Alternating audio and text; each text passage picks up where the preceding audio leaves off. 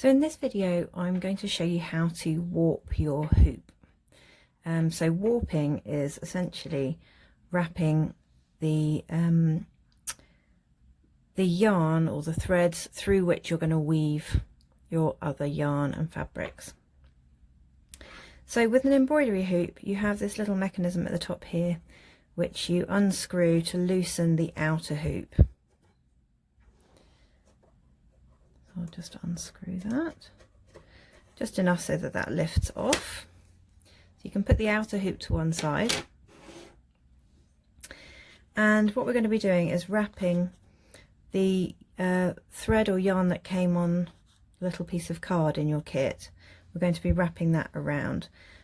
Always recommend measuring out and wrapping the yarn around something small like this, rather than starting with a ball of yarn and trying to wrap round, because as you get round towards the end, as you'll see, the gaps for you to squeeze your yarn in and out will get smaller and smaller. So you do want like a little bobbin or something that you can use, and this little bit of card is perfect really, just so that you can fit it in between the gaps.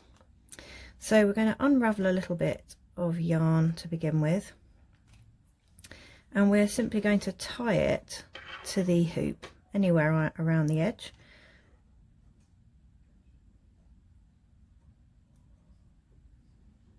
I'm just going to do that twice to keep it secure. There we go. You can leave that little bit dangling because that will get lost and hidden underneath the weaving itself.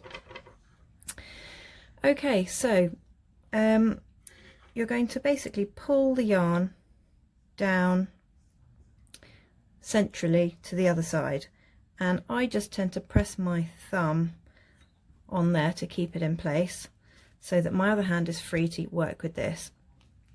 Now the way we're going to do this is we're going to go under and over all the way around.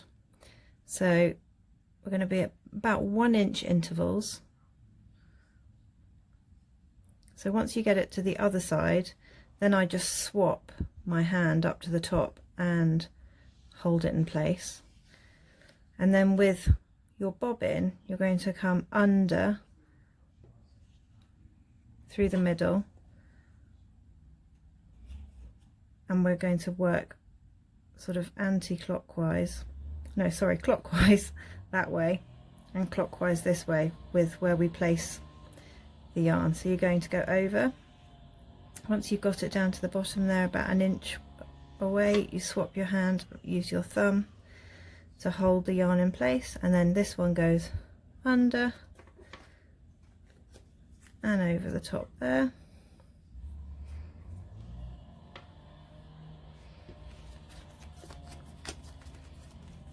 So unraveling a bit more yarn, coming under over to this side and holding that in place with my finger. And you're just going to continue, so going under and through and then around the top there. You can adjust the positioning of these as you go later. So don't worry if they're not exact in their spacing. Under and over.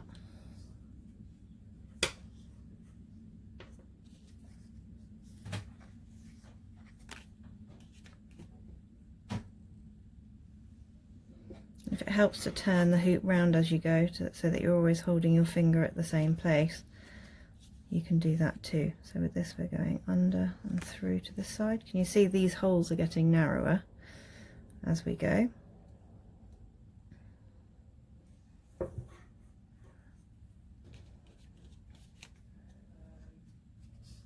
Under and over.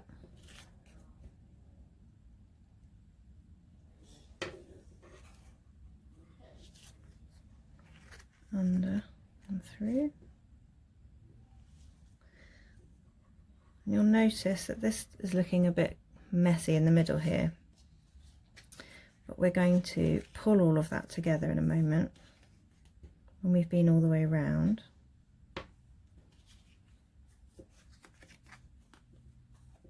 Oops, should have unravelled that a little bit first.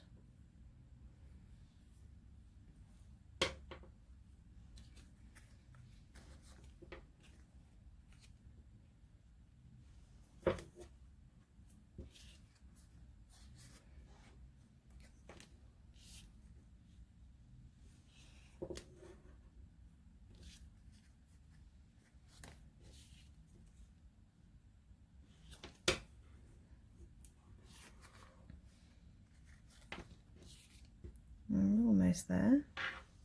I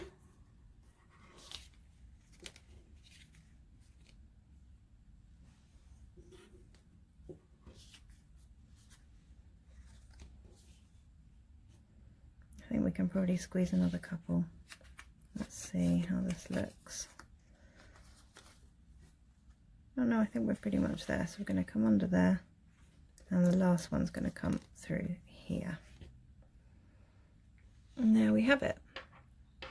So it's just literally under, over until you've been round the whole circle. Now you can see any ones that are looking a little bit like they could be adjusted so they're evenly spaced. You can do that now. And the next thing we're going to do is, if you place your finger just to hold the yarn in place on the very last one that you wound around, just so that you don't lose your spot there, and then you're going to bring your little bobbin underneath, and then you're going to basically poke it through in between two strands, two warps, and you're going to pull it down. And can you see it starting to pull those threads together in the middle? Then if we turn it around again, we're going to, I'm just going to readjust those, we're going to poke this back through on the other side so that we're essentially wrapping tightly around the center and then pulling. And can you see how that's tightened that again? So we've basically wrapped it around in a vertical through here, back through here, and tied it this way. And now if we turn it 90 degrees, we're going to do exactly the same. So we're going to pop it up through the middle and then opposite down there, and that just does the job of pulling together all the threads as centrally as possible. And once that's done, it's looking nice and neat, you're going to pull your thread out to the edge of the hoop, and then you're going to snip off the yarn, and we're going to do another tie around the top just to keep that in place.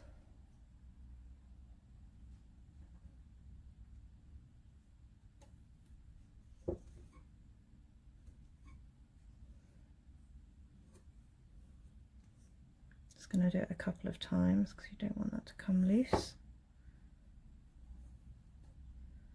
There we go. So that is your warped hoop ready for weaving.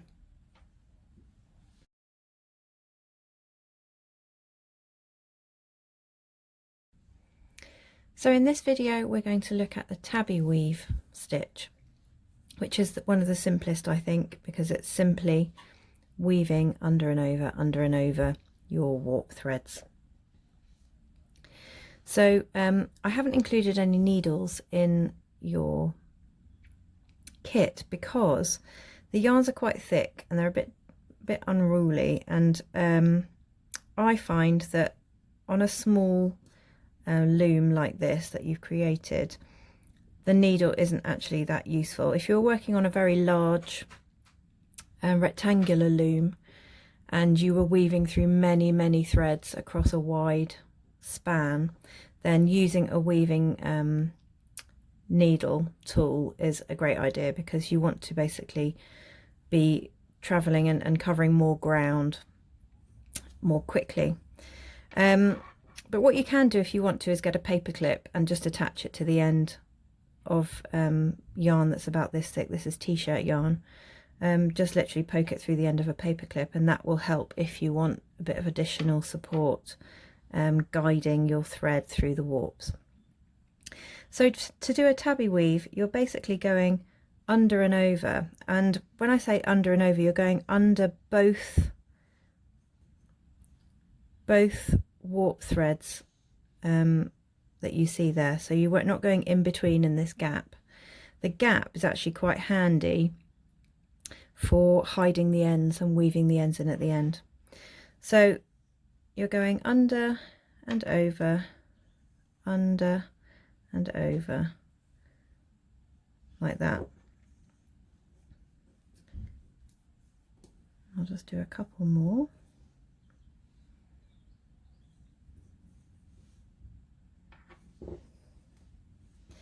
And then all you do is you work back in the opposite direction. So over and under, over and under. And what the effect you get with this is that you can actually see the warp thread. So as with these kits where you've got a different colour warp thread, it now becomes part of your design because you get to see the colour of it against the yarn that you're working with. So you can do little stretches of tabby weave like this, and they don't have to be perfectly even. The beauty of weaving on a circular loom, in fact any loom, is that you can create a design that is a bit more organic, so it doesn't have to be so geometrical. So I can finish that one there and then come back under, over, and then hide the rest. So I've just filled in a little shape there, and then you can either, if you wanted to, push this all the way down into the center now to create more of a bumpy design, or keep it where it was, where it's flattened out and you can see your warp threads a bit more obviously. But it's a great little filler to use, the tabby weave, to fill in the gaps in between the larger yarns. Okay.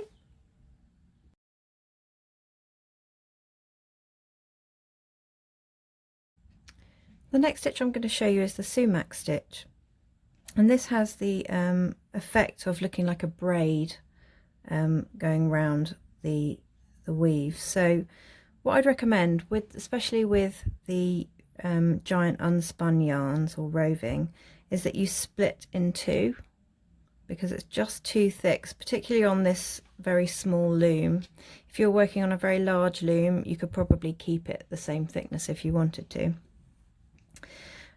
So sumac, basically what you're doing is you wrap the end, just wrap it under, and you could actually tuck it through the middle of the next warp threads in the row. And then what you're doing is you jump over a couple of warp threads,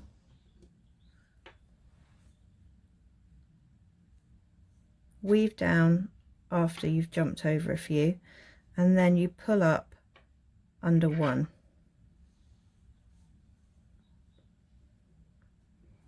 And that's your first stitch. And then I jumped over 3 there, so I'm going to jump over 1, 2, 3. I'm going to go in there and then come up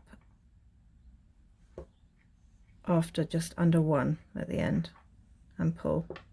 So we're creating 1/2 of a braid at the moment. Then we're going to jump over 3,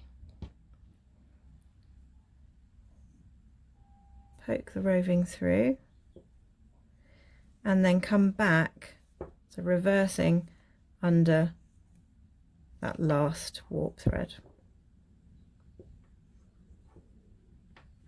like that. And then coming back the other way, if we start under there, just poked it under to come to reverse. I'll turn it around this way. So we're going jumping over 3 and coming up 1, jumping over 3, 1, 2, 3, and coming up under 1.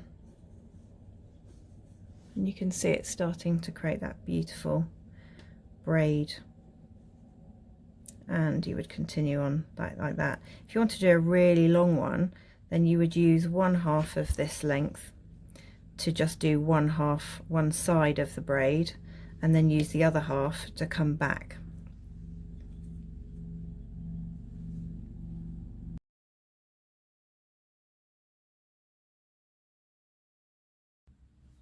So next I want to show you something called the Rya knot.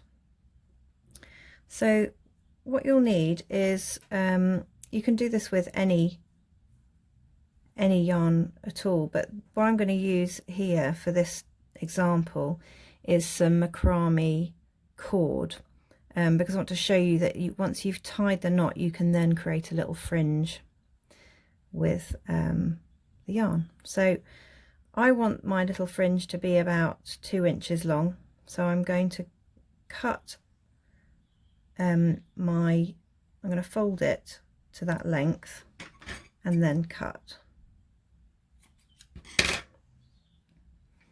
So a Rya knot essentially works around 2 warp threads.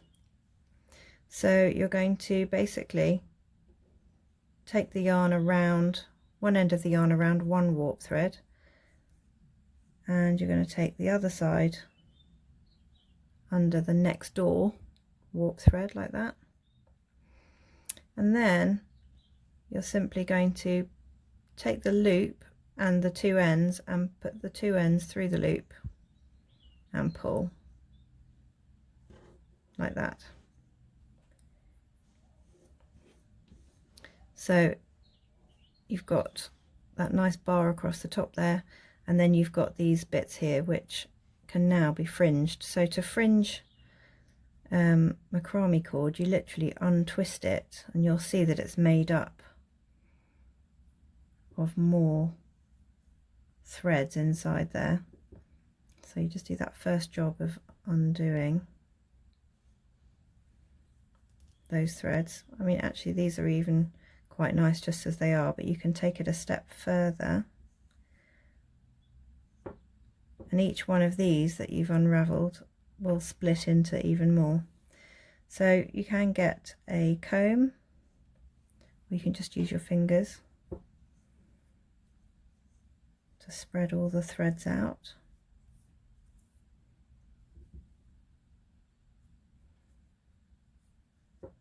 But I think macrame fringe does make a really nice accent, and just another little aspect of your weave to draw the eye in. There we go, so you can have that trailing over the top like that. You could cut it short as well, have a shorter fringe. Depends how you're going to build up your design.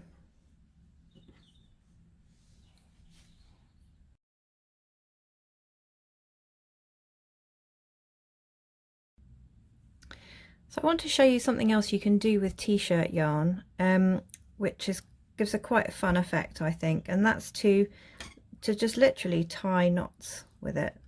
So I like to cut it into little strands, maybe 3 or 4 inches long, and then choose a spot where I want to create a bit of a fringy effect, and I'm literally just going to tie them around like that. You can either tie once or twice.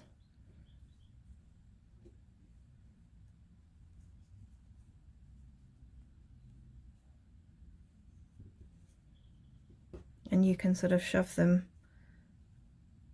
closer to each other so they start to bunch up,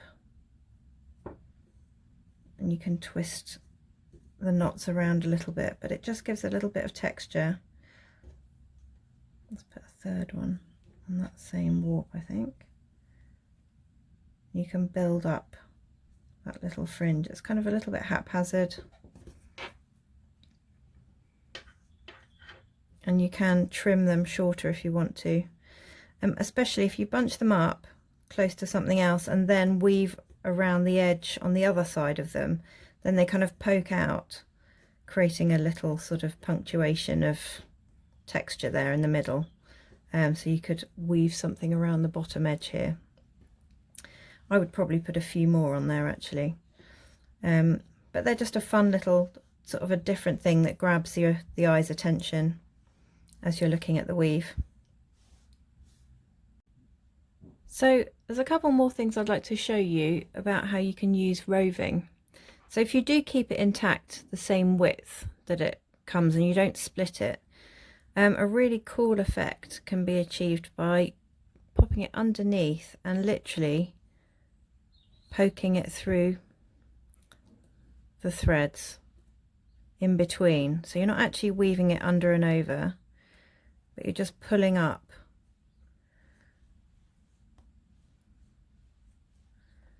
chunks of it like that.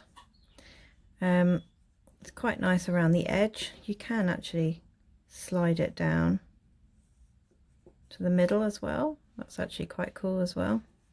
But it means that you can adjust how fluffy or poofy those sections are, which is quite makes it quite interesting.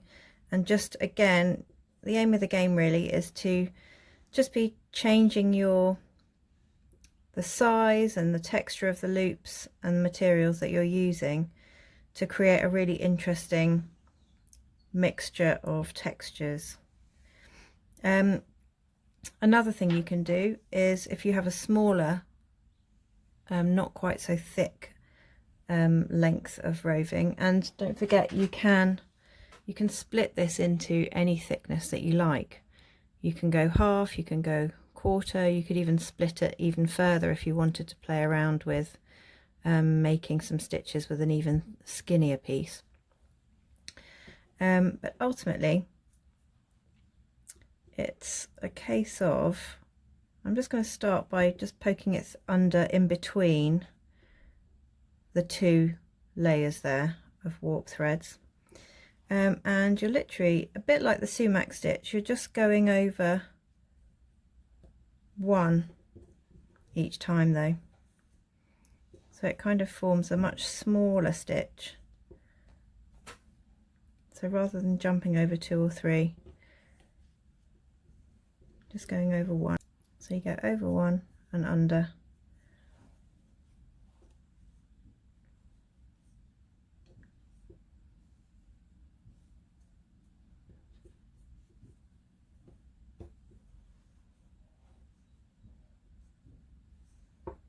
And you can do this without necessarily coming back the other side to do the other half of a braid. You can just go round as it is like that.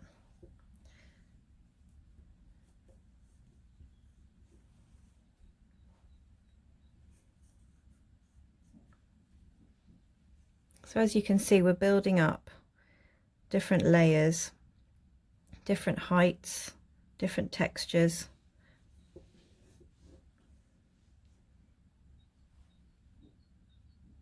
I'm going to go with a very narrow piece here now,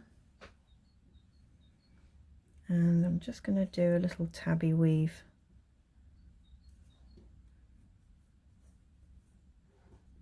on this section here.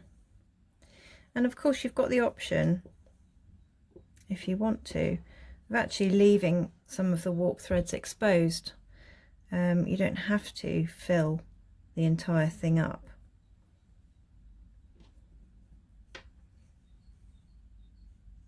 Can actually be quite pretty to leave some of them exposed as part of your design. So you can see that actually tabby weaving with a thinner length of roving can actually be quite nice, make a nice effect there. I'm going to come back one more row.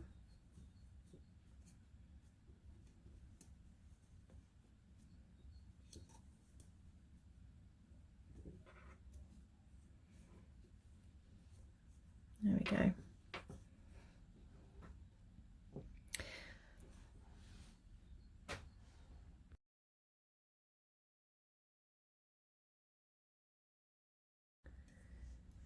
So I want to talk to you a little bit about how to manage what's going on the other side, which doesn't look half as pretty.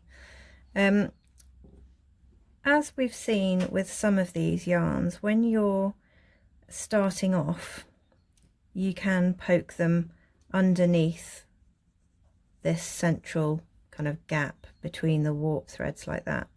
And actually that is pretty much the best place for them, particularly at the back. You want to sort of find, see this bit of blue here, I'm aiming to find a spot nearby where I can just tuck that in.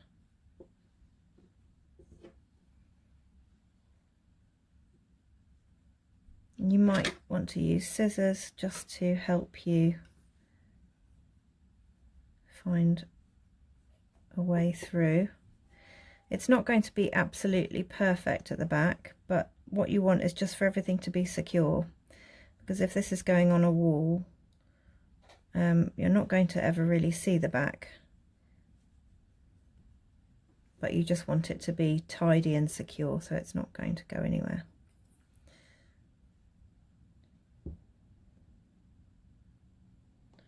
I have seen some people choose to take a piece of card and cut it to the circle size.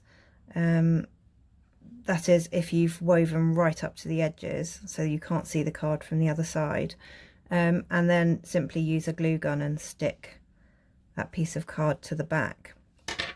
Obviously that's a bit tricky when the surface at the back is quite undulating, so my preference is to leave it as it is, but it depends how much you feel strongly about it being super tidy at the back, even though you can't see it. Only you know what it looks like.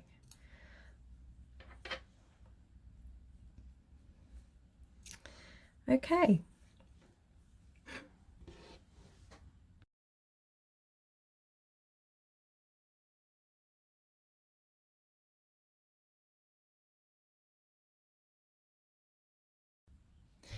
So starting out with one of these kits can be a little bit daunting because you've got lots of yarns and essentially a blank canvas, other than the example on the photo of the kit. So where would you begin? Well, I would suggest taking all of the different yarns that you have to begin with and just seeing how you feel that they look next to each other.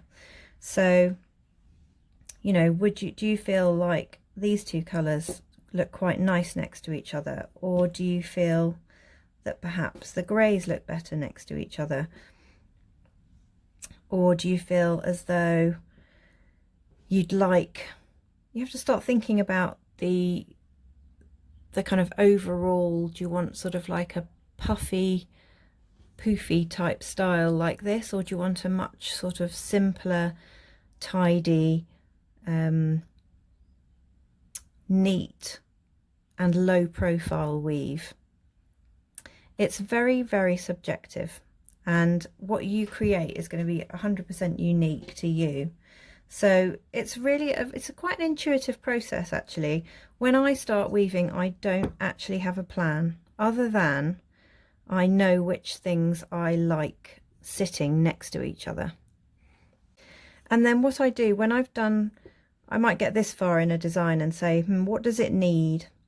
I think it needs a bit more of a fringy thing over here to balance out the fringe on this side, or maybe it needs a bit more blue over here to balance out. I often find that if you've used a colour or a type of material on one side of your design, it's nice to echo it somewhere else.